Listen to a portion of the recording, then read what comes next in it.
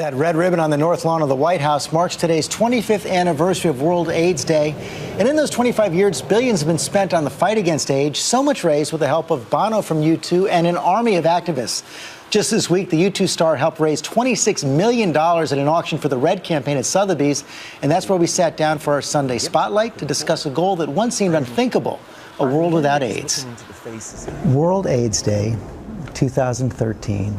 And the end truly is in sight. Yes, it really is. There's jeopardy, but it really is. There does seem to be the political will. The American people have said that this fight against HIV/AIDS, this tiny little virus that's wreaked so much havoc in so many people's lives, 34 million dead, they want it, they got it in their sights, they want to see it done.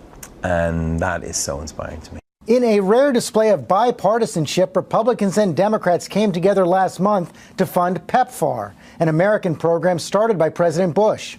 We argued with President Bush about setting up PEPFAR. We thought, why not just stick with the global fund? And he was, no, we want to do it ourselves, because America's going to do this properly, we want to be able to keep an eye on it. And we sort of disagreed with him on that. But actually, they work very well together. And even though originally Republicans historically supported PEPFAR and Democrats, the Global Fund, that has changed. And so actually we found ourselves with Democrats going in and saying, what about the support for the Global Fund? And they were like, but PEPFAR is doing so well. And it's like, wow, this is incredible. This is what happens when people put their ego and political point scoring away for a bigger purpose, and they stop playing politics. The closer you get to the finish line, the more difficult it can be.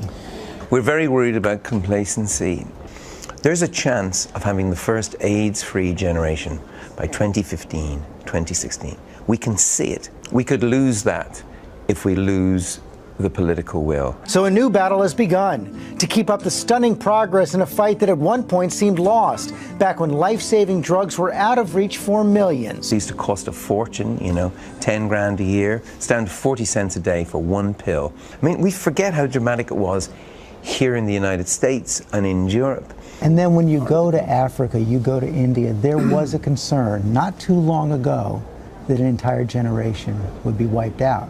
I remember being in Malawi, in Lilongwe, where there was 4 to a bed queuing up to be diagnosed. But the diagnosis was a death sentence because there was no treatment. They had the medication, but they couldn't give it to them. They couldn't afford it. And it actually really was a sort of an assault on my whole idea of equality. I just thought an accident of where you live cannot decide whether you live. That is something I'm ready to put my life on the line for that. We can't have these technologies simple, cheap, and be denying them to others. And we haven't. It's amazing. And it's happened now. And as I think about it, it's too much. I'm so excited.